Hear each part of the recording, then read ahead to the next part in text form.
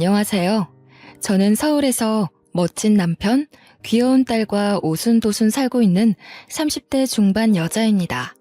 유튜브로 많은 사연을 보며 제 사연을 들려드리고 싶어 글을 쓰게 되었어요. 몇 년 전 저와 언니에게 일어났던 기가 막힌 일에 대해서 말이죠. 현재 저는 친언니와 함께 빅사이즈 여성 의류 쇼핑몰을 운영하고 있어요. 쇼핑몰은 현재 해외에서도 인기가 있고 인터넷으로 유명세를 타고 있습니다. 연매출은 조금씩 다르긴 하지만 70억 정도고요. 친언니와는 나이 차이가 많이 나는데 띠동갑입니다. 강원도에서 청바지 가게를 운영하시던 부모님이 계셨지만 제가 초등학생 때 교통사고로 돌아가셨죠. 부모님이 계실 때는 장사가 잘 돼서 여유가 있었어요. 하루아침에 언니와 저만 남게 된 상황에서 가정 형편이 어려워졌습니다. 언니는 대학을 갓 졸업하자마자 저를 부양하기 위해 빨리 취직을 해야 했어요. 부모님이 남기고 가신 집과 가게를 정리하고 받은 돈으로 언니와 함께 방 2칸짜리 빌라에서 살게 되었죠. 제가 고등학교 2학년이던 겨울, 언니는 형부와 결혼했습니다. 형부는 대기업 영업부 회사원이었고 언니는 거래처 사무직 직원이었어요. 업무로 만나 미팅을 몇 번 하며 형부가 언니에게 반했고 언니에게 끊임없는 구애를 했다고 해요. 저를 부양해야 하는데 결혼하면 그럴 수 없게 될까봐 언니는 마음이 좋지 않았나 봅니다. 언니는 1년 정도의 시간이 흐른 뒤 형부의 마음을 받아주어서 만나기 시작했죠. 언니가 안정된 삶을 살게 된 것 같아 마음이 놓였습니다. 처제, 공부하느라 많이 힘들지? 쉬엄쉬엄 해. 언니와 내가 처제 하나 정도는 충분히 먹여 살릴 수 있으니 걱정하지 말고 공부만 해. 건강도 좀 생각하면서 말이야. 맨날 밤늦게까지 공부에 그림에 고생이 많지? 형부, 말씀만으로도 감사해요. 제가 아직 세상을 모르지만 하고 싶은 일을 할 수 있게 도와주셔서 감사해요. 저는 이제 다 커서 혼자 살아도 되는데 저 때문에 불편하실까봐 그게 걱정이네요. 수정아, 형부 말대로 언니가 뒷바라지 다 해줄 테니 우리 수정이 하고 싶은 공부 있으면 마음껏 해. 형부 있다고 불편해하지 말고 부담 갖지도 말고 이 언니가 너 하나 정도 책임질 능력은 되니까. 알겠지? 응? 언니와 형부는 제가 대학을 졸업할 때까지 뒷바라지 해주었어요. 처음에는 언니와 둘만 살고 있던 집에 형부가 들어와 불편한 게 컸어요. 하지만 언니와 저를 살뜰히 챙겨주는 모습에 좋은 사람이구나 생각했죠. 1년 뒤 저는 다행히 한 번에 원하는 대학에 갈 수 있었어요. 합격 통지서를 들고 언니와 형부에게 전해준 날 형부는 자기 일처럼 기뻐해 주었습니다. 언니는 말없이 장하다며 눈물을 흘렸고요. 시어른들도 고생했다며 용돈도 맛있는 것 사 먹으라며 용돈도 챙겨주시고요. 저는 이때까지만 해도 형부와 시어른들을 정말 좋은 분들이라고 생각했어요. 저와 언니에게 그 일이 일어나기 전까지는요. 내가 열심히 공부해서 성공해야 언니와 행복하게 살 수 있어. 돌아가신 부모님도 조금은 걱정을 덜 하실 거야. 힘내야지. 엄마, 아빠, 하늘에서 보고 계시죠? 저 열심히 노력할게요. 지켜봐 주세요. 대학에 가서도 노는 시간 없이 밤낮으로 공부해 장학금을 받으며 생활했어요. 쪽잠을 자며 시간이 날 때에는 틈틈이 아르바이트를 하며 조금씩 돈을 모았습니다. 그 결과 4년 동안 2천만 원이라는 큰 돈을 모을 수 있었어요. 의류 디자인 전공인 저는 패션의 세계를 좀 더 경험해보고자 유학을 꿈꿨기 때문이에요. 언니와 형부에게 더 이상 손을 벌리지 않고 스스로 해보기 위해 노력했죠. 언니, 나 프랑스로 유학을 가고 싶어. 좋은 대학을 나왔다고 해서 세상에 보이는 게 전부가 아닌 것 같아. 사실 내가 공부하면서 틈틈이 모아놓은 돈이 있거든. 이 돈으로 시작은 할 수 있을 거야. 언니가 내 걱정은 많이 하겠지만 나도 성인이고 독립할 나이가 된 것 같아. 너가 원해서 하는 거라면 말리지 않겠다마는 언제든지 힘들면 돌아와도 돼. 언니는 늘 여기 있다는 걸 알아도 너 혼자 타지에 보내는 게 걱정이긴 하다만 믿고 보내는 거니까 사고 치면 안 된다. 알겠지? 아이 참 언니도. 나 이제 대학 졸업한 엄연한 성인이라고. 하늘에 계신 부모님 부끄럽지 않게 최선을 다해서 배우고 올 테니까 기다려줘. 멋지게 변신해서 돌아올게. 기대해. 그렇게 처음으로 언니와 처음으로 떨어져서 살게 되었어요. 걱정하는 언니와 형부를 뒤로하고 3년이라는 시간 동안 프랑스로 유학을 떠나게 되었습니다. 홀로 타지에서 유학 생활을 하며 되지도 않는 언어를 구사하며 온갖 굳은 일을 마다하지 않았죠. 패스트푸드점, 카페 등 할 수 있는 일은 닥치는 대로 했고요. 당시 프랑스에서는 동양인에 대한 인식이 별로 좋지 않았어요. 단지 저를 돈 벌러 온 황인종이라고 차별할 뿐이었습니다. 매일 밤을 서러워서 눈물을 흘리며 지새우기 일쑤였죠. 한국에 있는 언니와 형부, 돌아가신 부모님을 생각하며 이악 물고 버텨냈습니다. 그러다 우연히 좋은 기회로 유명한 파다라는 의류회사에 입사하게 되었어요. 파트타임 디자인 보조였지만 재단하고 남은 천 조각들과 쓰레기를 처리하는 게 제 일이었죠. 버리는 경우가 대부분이라 쓸만하겠다 생각해서 천 조각들을 열심히 모았습니다. 홀로 기숙사에서 외로움을 느낄 때면 모아놓은 천 조각들로 손바느질을 하며 옷을 만들곤 했어요. 천 조각의 모양이 제각각이었지만 나름의 감각이 있었기에 제가 만든 옷은 봐줄만 했습니다. 프랑스는 물가가 비싸기 때문에 제 월급으로 연습 삼아 천을 살 형편이 안 됐거든요. 그렇게 야심한 시각 홀로 청소를 끝내고 여느 때처럼 천 조각을 모으고 있었습니다. 늦은 밤 아무도 없는 사무실에 잠시 앉아 옷을 만드는 시간이 유일한 낙이었거든요. 제가 혼자 마네킹을 만져볼 수 있는 값진 시간이었습니다. 제가 천 조각을 이용해 만든 옷이 완성될 쯤이면 마네킹에 씌워보기도 했어요. 마치 제가 디자이너가 된 것 같아 뿌듯해하며 혼자 감상에 젖어 있고는 했습니다. 꿈에 한 발짝 다가간 느낌이랄까요? 한참을 만든 옷을 보며 심취해 있는데 갑자기 문을 두드리는 소리와 함께 한국말이 들려 저는 화들짝 놀랐어요. 낯선 타지에서 들려온 한국말이었기에 반가웠는지도 몰라요.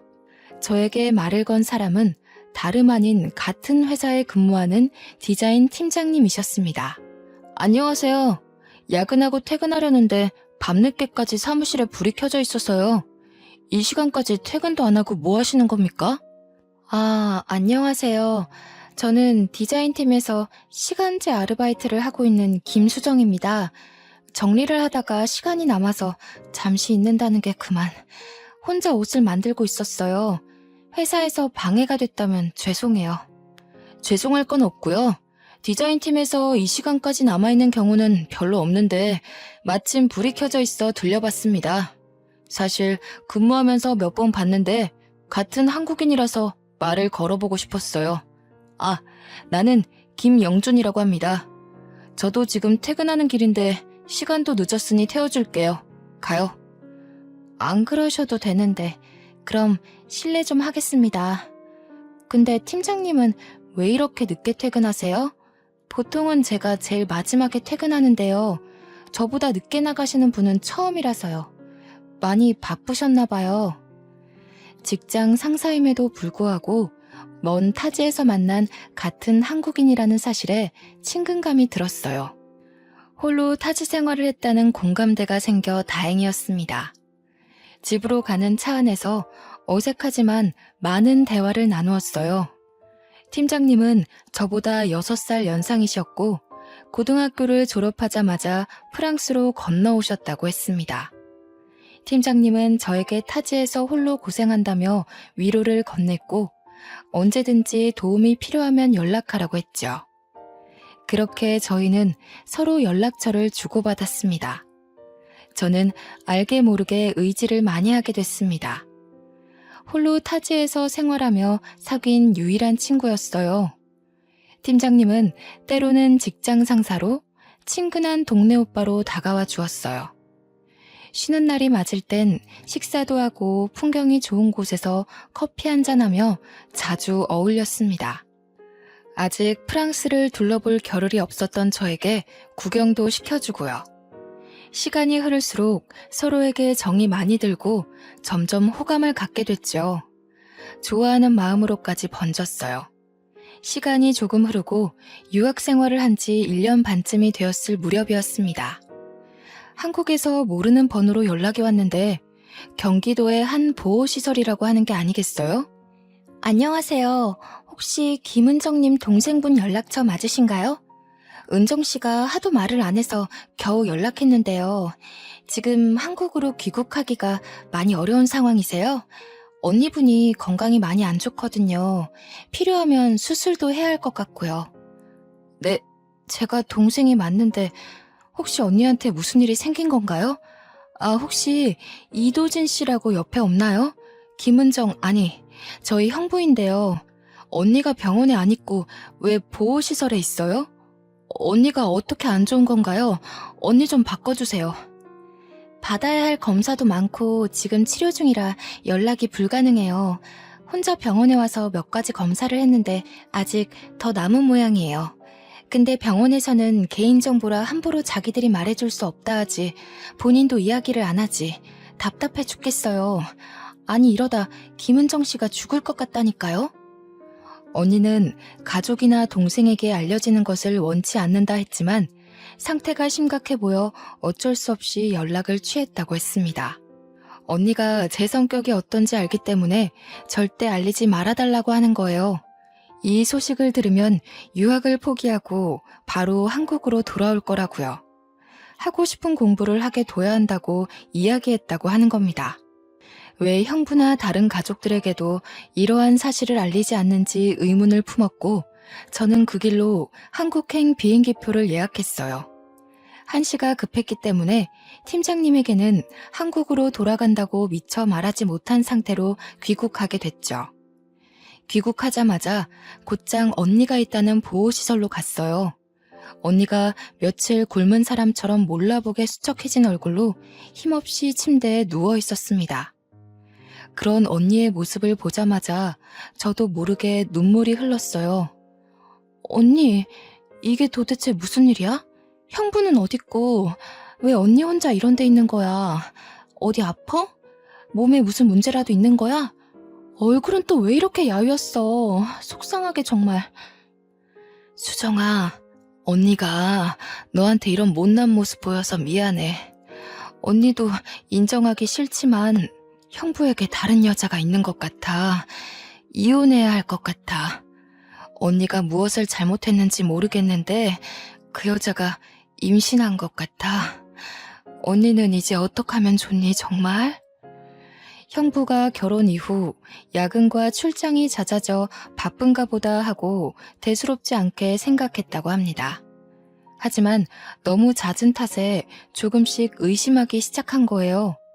자주 연락 오는 여직원이 있었고 직감적으로 내연녀라는 것을 알게 됐다고 해요. 심증은 있으나 물증이 없어 따지질 못하고 전전긍긍하던 언니는 물증을 잡기 위해 노력했죠. 하지만 형부가 철저했던 탓인지 블랙박스나 휴대폰에 남아있는 증거는 없었다고. 그렇게 까맣게 속만 타들어가던 어느 날 내연녀가 제 발로 찾아왔다는 거 아니겠어요? 그 여자가 그러더라. 형부의 아이를 임신했다고. 둘이 서로 많이 사랑하고 아이까지 생겼으니 아직 아이 없는 나보고 헤어져 달래. 정말 기가 막힌 일이지. 결혼한 지 얼마나 됐다고. 만난 지도 이미 2년이 넘었다더라. 언니는 그걸 그냥 가만히 뒀어?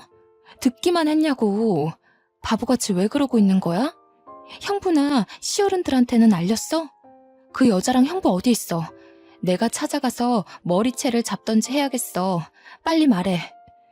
나라고 왜 안 그러고 싶었겠니? 그래서 그 길로 시부모님한테 가서 말씀을 드렸어. 그런데 오히려 나를 혼내더라. 여자가 내조를 잘해야 그런 일이 없지 않냐면서 남자가 한 번쯤은 밖으로 돌 수 있는 거라고. 내가 몸이 약해 아이를 못 가진다고 쓸모없다고 이야기를 하셨어. 더 이상 내가 할 수 있는 건 없겠더라. 내연녀가 찾아온 뒤 언니는 바로 시어른들께 알렸으나 오히려 언니가 혼났다고 하는 거예요. 알고 보니 그 여자는 회사 사장의 조카였고 상당히 부유한 집안이었거든요. 가진 게 별로 없던 언니가 시집 온 것이 탐탁지 않았던 시어른들은 오히려 언니를 나무라며 의처증 환자로 몰아 내쫓았다고 합니다. 저를 뒷바라지해준 것을 빌미로 이혼해주지 않으면 가만두지 않겠다고 협박까지 하면서요. 그렇다고 어떻게 사람이 사람한테 쓸모없다는 모진 말을 할 수 있을까요? 언니는 혹시라도 저에게 해코지를 할까봐 할 말도 못했다고 했습니다. 가진 것 하나 없이 떠돌다 보호시설로 입소한 거였어요. 너무 기가 막히고 황당한 사실에 그저 어이가 없었습니다. 그 길로 시어른들과 형부를 찾아가고 싶었지만 언니를 먼저 치료해야 했어요. 언니는 몸이 많이 쇠약해져 있는 상태라 탈수 증세가 심하게 오고 염증 수치가 많이 높았습니다.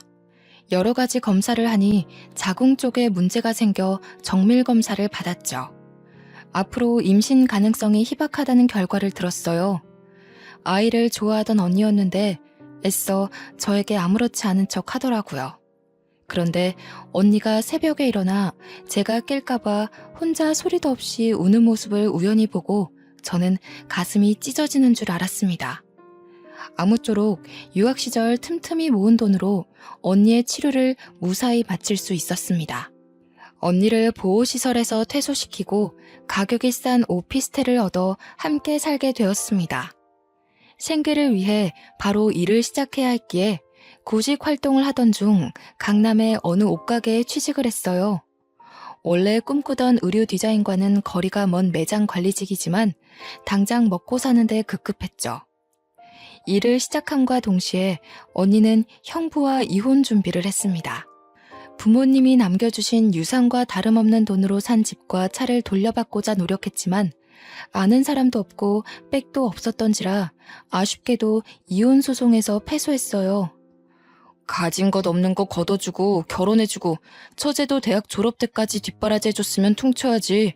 뭐가 잘났다고 소송을 걸어? 들어간 돈이 얼만지나 알아? 더 진행하면 당신만 손해야. 위자료 5천만 원을 줄 테니 그걸 받고 조용히 이혼하던지 잘 생각하라고. 내가 정신적 피해 보상금 달라고 소송 걸면 감당할 자신 있어? 당신 돈 없잖아. 형부, 그래도 어떻게 언니한테 이래요? 사랑해서 한 결혼인데 어떻게 이렇게 매몰차요? 사람을 가진 것 하나 없이 내쫓는다는 게 말이 돼요? 결혼한 지 얼마나 됐다고 벌써 내연유나 만드는 파렴치한 주제에. 처제, 말 다 했어? 그리고 증거 있으면 가져와봐. 가져와 보라고. 배은망덕하게 키워줬으면 감사합니다 라고 머리 숙여도 모자랄 지경인데 부모 없이 자란 티내는 거야? 증거도 없이 내연녀며 몰아짓거리는 거 확 다 무고죄로 고소해버릴까? 조용히 위자료 받고 끝나면 될 일을 뭐하러 크게 만들고 난리야. 당신이 어떻게 나한테 이럴 수가 있어요? 걷어주다뇨, 키워주다뇨. 그렇게 함부로 말하지 말아요. 나 이런 식으로 이혼 못해요. 못한다고요. 어느 날은 형부의 내연녀가 저를 찾아오더라고요. 무슨 말을 할지 뻔했지만 눈에 쌍심지를 켜고 아주 당당하게 노려보더라고요. 근처 카페에 들어가 이야기를 했습니다. 당신 언니 말귀를 잘 못 알아먹는 모양이던데 그나마 똑똑한 그쪽이 언니 좀 설득해. 이런다고 뭐가 달라져? 난 이미 임신한 상태고 우리 서로 많이 사랑하고 있어. 당신 언니가 떨어져 나가주면 끝인데 혹시 5천만 원이 부족한 거야? 이 사랑의 결실을 보고도 왜 떨어질 생각을 안 하네? 당신이 뭐라고 그렇게 말해요? 5천만 원? 안 받아도 그만이야. 불륜 저질러서 임신한 게 뭐 자랑이라고 그렇게 떠들어대는 거지? 막말로 우리 언니가 형부랑 이혼한다 쳐. 그쪽이 과연 좋은 이미지일까? 불륜으로 남의 가정 파탄는 가정 파탄범이지. 안 그래? 사랑의 결실? 웃기는 소리 하고 있어. 당신은 그저 불륜녀일 뿐이라고. 말 다 했어? 이 거지 같은 것들이 선심 써서 돈 주고 끝내려 했는데 안 되겠네? 5천만 원이 땅 파면 나오는 돈이야? 그 돈 없이도 잘 살 수 있으면 어디 해봐. 거지처럼 살던 거 우리 오빠 돈으로 키워줬더니 은혜도 못 갚고 말이야. 이래서 부모 없는 것들이 배운 게 없어서 이 모양이야. 저는 결국 화를 참지 못하고 내연녀의 머리채를 잡고 말았습니다. 저를 욕하는 것은 괜찮지만 언니와 돌아가신 부모님을 모욕하는 것을 참을 수 없었어요. 그 여자가 임신한 상태이던 말던 저한테는 중요한 게 아니었습니다. 그 순간만큼은 이 여자를 반쯤 죽여놔야겠다는 생각뿐이었어요. 저한테 머리채 뜯기던 그 여자도 미친 듯이 발버둥 치며 제 얼굴을 긁기 시작했습니다. 카페 직원이 경찰에 신고해서 파출소로 끌려간 뒤에야 마무리가 되었습니다. 파출소로 언니와 시어른들이 오셨어요. 그 여자는 합의는 없다며 뱃속의 아기가 잘못되면 우리는 살인자라고 고래고래 소리를 질렀습니다. 형부는 자신의 커리어에 흠집이 나기 싫었는지 조용히 합의하자 했습니다. 더욱 기가 막힌 것은 이혼이 확정된 것도 아닌데 시어른들은 이미 그 여자를 며느리 취급하고 있었습니다. 아니, 너는 동생 간수를 도대체 어떻게 하는 거야? 홀몸도 아닌 사람을 어떻게 이렇게 함부로 대할 수가 있어? 뱃속에 우리 손주 잘못되면 네가 책임질 거냐? 부모 없이 자라서 부족한 게 많은가? 조용히 합의해. 그러게, 내가 5천만 원 위자료 받고 조용히 합의하랬잖아. 도대체 왜 이러는 거야? 처제는 왜 이렇게 막무가내고. 마지막 기회야. 조용히 합의해. 위자료는 바로 보내줄 테니. 저 여자가 먼저 돌아가신 부모님, 우리 언니 모욕했다고요. 저 여자가 임신한 게 내 알바야 뭐야? 머리채라도 뜯어야지. 형부가 대신 맞을 거예요? 나 참 진짜 어이가 없어서 저런 것들도 사람이라고 진짜. 그 여자는 시어른께 어머니 하며 눈물을 흘리고 있었고 저는 화가 치밀어 올랐어요. 언니는 묵묵히 생각에 잠긴 듯 보였고요. 선택은 오로지 언니의 몫이었어요. 혹시라도 저에게 또 해코지를 할까봐 두려워하던 언니는 결국 5천만 원을 받고 이혼에 합의했습니다. 힘든 시기를 지냈던 언니는 마지막으로 신혼집에서 짐을 정리하고 온다며 떠났어요. 그렇게 오피스텔로 가져온 언니의 짐은 정말 단촐하기 그지없었죠. 작은 캐리어에 서류 몇 가지와 엄마 아빠가 종종 써주시던 손편지, 옷 몇 개가 전부였거든요. 언니는 한숨을 쉬며 나를 뒷바라지 해줘야 하는데 그러지 못해서 미안하다고 말했습니다. 나는 무슨 소리냐며 언니에게 소리쳤죠. 언니는 계속 미안하다 했고 짐 정리를 하며 눈물을 줄줄 흘렸어요. 편지를 읽어보려고 편지를 꺼내 봉투를 내려놓으려는 찰나 뭐가 툭 하고 바닥에 떨어지는 것 아니겠어요? 빨간 작은 주머니였는데 열어보니 주소가 적혀있는 쪽지가 있었습니다. 강원도에서 예전에 부모님이 청바지 가게를 운영하시던 곳 근처 주소였죠. 다음날 언니와 그 주소로 가보니 딱 보기에도 오래되어 보이는 허름한 구두가게가 있었습니다. 허리가 굽고 머리가 백발인 할아버지가 구두를 닦고 계셨어요. 저와 언니를 보자마자 어떻게 왔냐고 물으셨고 저희는 부모님 이름을 말하며 빨간 주머니를 보여드렸습니다. 그러자 그 할아버지는 저희를 보시고 화들짝 놀라셨습니다. 왜 이제야 왔냐며 할아버지가 얼마나 기다렸는 줄 아냐고 핀잔을 주시는 거예요. 곧이어 우리를 안쪽 작은 방으로 안내했어요. 안내를 받아 들어간 방 안에서 할아버지는 저에게 작은 서류 봉투를 건네주셨습니다. 서류 봉투에는 외할아버지의 유언장과 땅 문서, 통장, 도장이 들어있었죠. 드디어 내 이걸 너희들에게 전해줄 수 있어서 얼마나 다행인지 모른다. 그 조그맣던 아이들이 이렇게 컸다니 내가 당연히 알아보지 못할 수밖에. 살아생전 너희 부모가 얼마나 착실하게 잘 살았는지 아니? 어휴. 알고 보니 할아버지는 외할아버지 댁에서 힘든 시절에 머슴살이를 하셨던 분이셨습니다. 외할아버지 덕분에 자신이 이렇게 잘 먹고 잘 살 수 있게 됐다고 하셨죠. 이 서류는 저희 부모님이 맡기고 가셨다고 했습니다. 외할아버지는 강원도에서 유명한 부자셨는데 주변에 많이 베푸시는 분이셨다고 해요. 하나밖에 없는 귀한 딸이 가진 것 없는 아버지와 결혼한다고 하여 결혼한 뒤 연락을 끊으셨다고 합니다. 그렇게 수년을 왕래 없이 지냈다고 하셨어요. 하지만 언니가 태어나고 하나밖에 없는 딸을 위해 구두방 할아버지를 몰래 부모님 주변에 살게 하셨다고 했어요. 그렇게 구두방 할아버지는 부모님 근처에서 구둣가게를 운영하시며 보살펴 주셨다고 했고요. 이 사실은 나중에 외할아버지가 돌아가시고 나서야 알게 되셨다고 합니다. 그 뒤로는 구두방 할아버지를 부모처럼 모셨다고 했죠. 그렇게 건네받게 된 유산을 우리 앞으로 돌려놓으신 지 얼마 안 되어 교통사고로 돌아가신 거였어요. 내 언제까지 살아있을지 모르는 일이라 너희를 빨리 찾고 싶었는데 이렇게 찾아와 주었으니 내 할 일은 다 한 것 같구나. 드디어 은혜를 다 갚을 수 있게 됐어. 그동안 힘들다면 힘들게 살았겠지만 이제는 조금 편하게 살렴.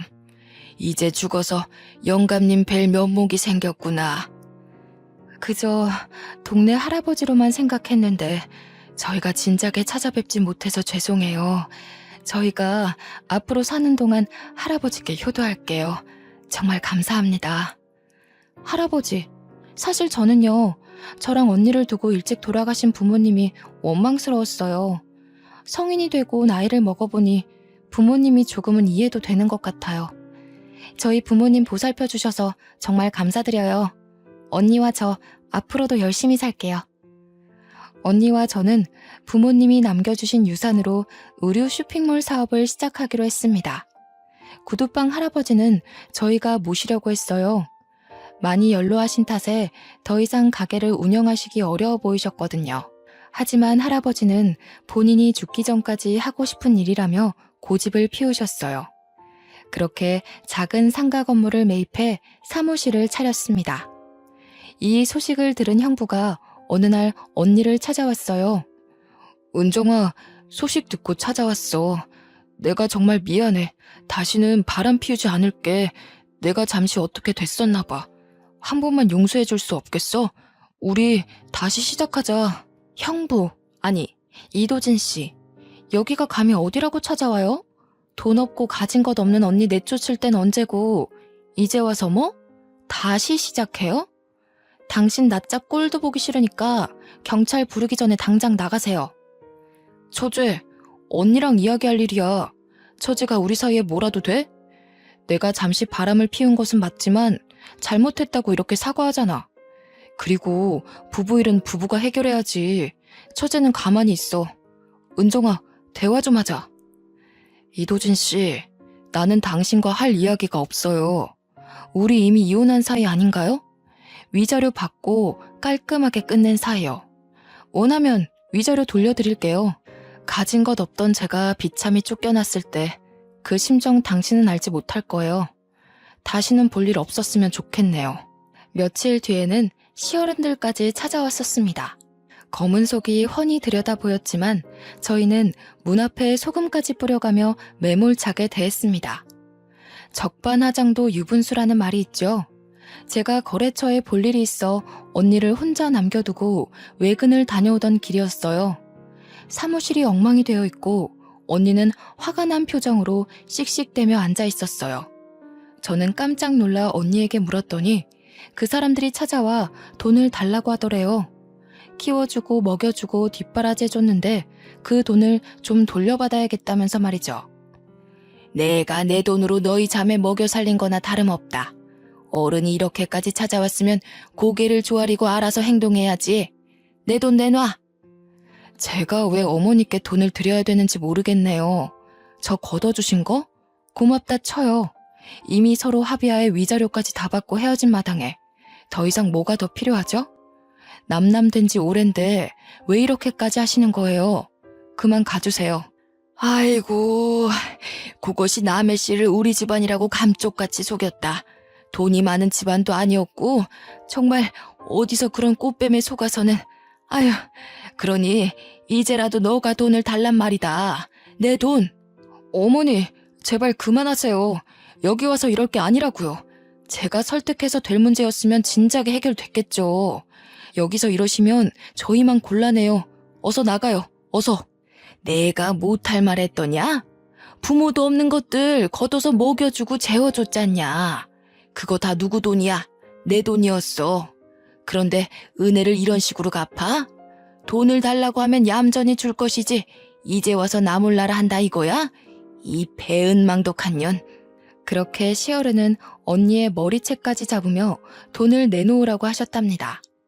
형부와 경찰이 오고 나서야 진정이 됐고 이미 엉망이 된 사무실을 보며 언니 정신을 가다듬고 있던 거였어요. 그날 저녁 언니와 술 한잔하며 이야기했습니다. 알고 보니 언니와 이혼 후 형부는 내연녀와 함께 신혼집에서 살았다고 해요. 내연녀가 임신한 상태라고 하니 어른들은 그저 좋아 마냥 웃기만 하셨대요. 가진 건 많은 며느리니까요. 그러다 내연녀가 아이를 출산하고 나서 형부의 아이가 아니었다는 것을 알게 됐대요. 태어난 아이의 혈액형이 내연녀와 형부의 혈액형에서는 나올 수가 없는 거였죠. 그래서 형부가 내연녀 몰래 유전자 검사를 했나 봅니다. 아니나 다를까 친자 관계가 성립하지 않는다는 결과를 받고 충격을 받았다고 했어요. 형부는 혹시나 하는 마음에 비뇨기과서 성기능 검사를 받았는데 무정자증이었고요. 나 사실은 무정자증이더라고. 나는 은정이 너가 임신이 안 되는 몸인 줄 알았는데 내가 문제였어. 나는 술도 담배도 안 하니까 아무런 문제가 없을 거라 생각했어. 그저 몸이 약한 너 탓만 했던 것 같아. 그리고 그 여자 사장 조카도 뭣도 아니더라. 내가 속았어. 내가 모아둔 돈 그거 들고 어디론가 잠적했더라. 내가 드디어 벌을 받나 봐. 미안하다 은정아. 돈에 눈이 멀어서 어떻게 됐었나 봐. 그 아이가 내 자식이 아니라는 것과 내가 무정자증이라는 사실을 알았을 땐 하늘이 무너지는 게 이런 거구나 싶더라. 저는 언니에게 이야기를 전해 듣고 벌을 받은 거라며 비아냥거렸어요. 아주 꼬시더라고요. 마음 착한 언니는 그렇게 함부로 말하면 우리도 같은 사람이 된다며 다그쳤고요. 언니도 한없이 형부를 미워하고 원망했지만 이제 와서 무슨 소용이냐며 이해해주자고 합니다. 그 여자는 돈이 될 만한 형부의 물건들을 가지고 아이와 잠적했다고 하네요. 돈을 들고 잠적한 그 여자를 찾아다니다 우연히 저희 소식을 듣고 찾아온 것 같다고요. 간간히 형부와 시어른이 찾아오긴 했지만 언니는 더 이상 참고 살지 않기로 했어요.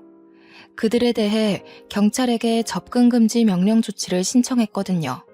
그랬더니 더 이상 찾아오는 일은 없더라고요.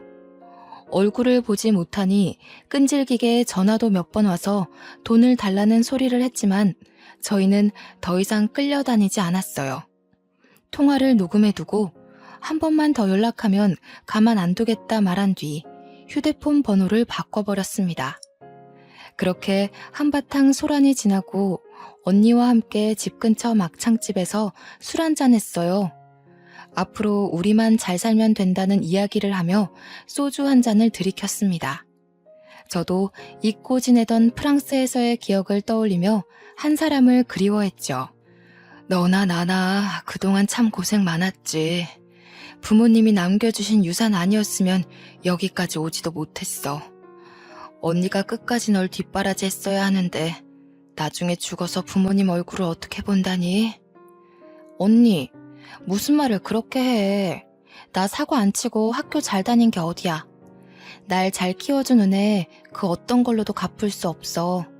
난 언니 없으면 못 살아. 우리 같이 성공해서 행복하게 잘 살자. 언니도 그동안 고생 많았어. 내가 고생은 무슨. 그나저나 중간에 유학을 그만둬서 아쉬움이 크겠다. 너가 말했던 그 사람이랑은 연락하고 지내는 거야? 인사는 하고 왔어? 내 느낌이 맞다면 서로 좋아하는 게 분명한데 이상하다 싶을 정도로 조용하단 말이야. 말은 못하고 왔어. 상황이 그랬잖아. 언니가 더 중요하지. 그땐 나한테 사랑이 사치였지. 물론 말 못하고 와서 미안하고 그립지만 이미 지난 일인데 뭐. 난 괜찮아. 인연이라면 다시 만나겠지. 그렇게 정신없는 3년이라는 시간이 지난 어느 봄날이었습니다. 저희 사업은 조금씩 안정을 찾아갔어요. 처음에는 여자 둘이 작은 사무실 하나에서 시작한 규모였지만 현재는 직원도 20명이나 됩니다. 인터넷 쇼핑몰도 운영하고 있고 빅사이즈다 보니 체형이 다양한 해외에서 각광받기 시작했어요. 상가 1층에는 오프라인 매장도 차려졌고 동대문과 신촌에 분점도 내며 규모를 조금씩 키워나갔죠. 어느 날 매장에 익숙한 손님이 찾아왔습니다. 그동안 사는 게 바빠 잊고 지내던 프랑스에서 알게 된 팀장님이셨어요.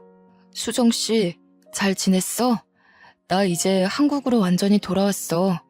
당신 찾느라 얼마나 헤맸는지 몰라. 이제 겨우 찾았네. 우리 커피 한잔 할 수 있을까? 팀장님, 여기는 어떻게 알고 오셨어요? 그땐 정말 죄송했어요. 제 사정 때문에 팀장님께 미처 말씀도 못 드리고 급하게 오느라 정신이 없었네요. 많이 보고 싶었어요. 저 사람이 너가 말하던 그 팀장님이구나. 인물도 좋고 키도 훤칠하고 너가 반할만 하네. 안녕하세요. 수정이 언니 되는 사람이에요. 수정이한테 이야기 많이 들었어요. 둘이 나가서 차 한잔해요. 팀장님은 제가 한국으로 떠난 뒤 저를 정말 많이 그리워하셨다고 합니다. 물론 아무 말 없이 떠난 저를 원망도 했었고요. 나중에 같이 아르바이트를 했던 동료에게 제 이야기를 전해 들었다고 했죠. 그래서 프랑스에서 진행 중인 프로젝트를 마무리하고 한국 지사로 발령받아 완전히 귀국하신 거라 했어요. 저를 어렵게 수소문해서 찾아왔더라고요. 그렇게 팀장님과 재회한 저는 결혼에 꼴이냈고 지금은 귀여운 4살 딸아이도 있습니다. 언니와 함께 시작한 사업은 생각보다 잘 풀렸습니다. 지금은 연매출 70억이라는 기록을 세우며 승승장구하고 있죠. 남편도 사업을 도와주겠다며 얼마 전에 회사를 정리하고 나왔고요. 처음에 시도했던 빅사이즈라 여성복은 국내뿐 아니라 해외에서도 인지도가 높아져 가고 있습니다. 연예인을 모델로 쓸 만큼 국내 인지도도 나쁘지 않았죠. 연예인이 모델을 하다 보니 통통해도 예쁘게 입을 수 있다라는 이미지가 더해졌고요. 실제로 쇼핑몰에 게시되는 사진들도 빅사이즈 모델을 고용해 촬영하고 있죠. 인터넷을 통해 알려지게 되면서 해외 시장에서도 긍정적인 반응을 일으켜 납품 제의가 오기도 합니다. 남편은 바쁜 저를 대신해 육아를 도맡아서 하며 가끔 해외 업무를 도와주고 있고요. 저희는 동대문에 위치한 20층짜리 상가 건물로 사무실을 확장 이전했습니다. 평소처럼 회사에 출근하는데 어느 날 마주치고 싶지 않았던 인물을 보고 말았어요. 바로 전 형부였죠. 거기서 용역 청소부로 열심히 일하고 있더라고요. 전 형부도 저와 언니를 보더니 화들짝 놀라며 어찌할 줄 모르며 발을 동동 굴렀어요. 은종아, 처제, 당신이 어떻게 나를 찾아온 거야? 여기를 어떻게 알고 찾아왔어? 이런 누추한 모습 보이기 싫은데 혹시 나와 다시 시작하려는 거야? 다시 시작해? 웃기는 소리 하지 마세요. 이도진 씨, 여기 왜 왔냐고? 우리 건물이니까. 여기 우리 회사야. 당신이 그 좋은 대기업 다니면서 외제차 몰던 게 엊그제 같은데 말이야. 당신이 이런 일을 하리라고는 생각도 못했는데 의외네? 우리 사업이 잘 돼서 여기로 이전한 지 한 달쯤 됐거든. 잘리기 싫으면 앞으로 열심히 일해야 할 거야. 뭐? 여기가 당신 건물이라고? 나는 그 여자를 결국 찾지 못해 이렇게 망했는데 어머니는 작년에 요양원 들어가셨고 그 여자가 들고 튄 돈 때문에 회사에서도 잘리고 내 꼴이 말이 아니지? 다 내 자업자득이지 뭐. 열심히 일할게. 저는 어이가 없어서 버럭하며 형부에게 써붙이려고 했지만 언니가 손을 잡았어요. 참으라는 신호였죠. 언니가 하는 말 때문에 저는 형부를 노려보며 가만히 서 있을 수밖에 없었죠. 태어나서 처음으로 언니의 독한 모습을 처음 본 저는 놀랬어요. 언니가 그렇게 모질게 말할 줄은 꿈에도 몰랐습니다. 모진 말을 하거나 화를 내기는커녕 언니는 늘 점잖고 차분했던 모습만 보여줬었거든요. 사무실로 올라가는 엘리베이터 안에서 언니는 웃으며 이제야 속이 시원하다고 했습니다. 언니의 새로운 모습에 놀란 저는 그저 눈만 꿈뻑꿈뻑 할 뿐이었죠. 아무쪼록 현재는 누구나 예쁜 옷을 입고 제가 디자인한 옷을 만들고 싶은 제 꿈이 한 번에 이루어지고 있고요. 10년 정도가 지난 지금 언니는 좋은 사람을 만나 재혼해서 행복하게 잘 살고 있습니다. 저희가 옷을 만들 때 사용하는 원단 업체의 사장님이신데요. 사업 초창기부터 거래했던 곳이라 몇 번 오가며 차도 마시고 대화를 나누다 보니 서로 비슷한 아픔을 지닌 걸 알게 되었다더군요.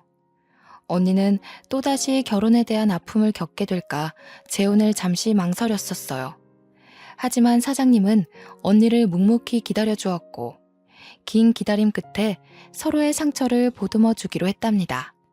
그래서 작년 겨울 가족끼리 모여 조용히 식사를 하는 것으로 결혼식을 대체했어요. 언니, 그동안 고생 많았어. 이제는 형부랑 행복하게 잘 살아. 지난 과거는 다 잊어버리고.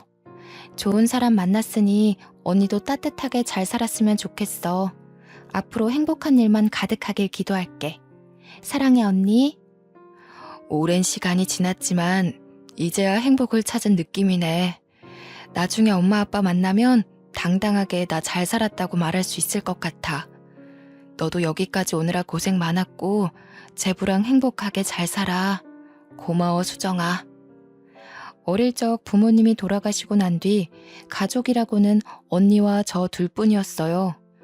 어린 마음에 언니에게 기대어 투정도 부리고 언니를 너무 힘들게 한 게 아닌가 생각됩니다. 언니는 저에게 부모와 같은 존재예요. 늘 뒤에서 든든하게 버팀목이 되어주고요.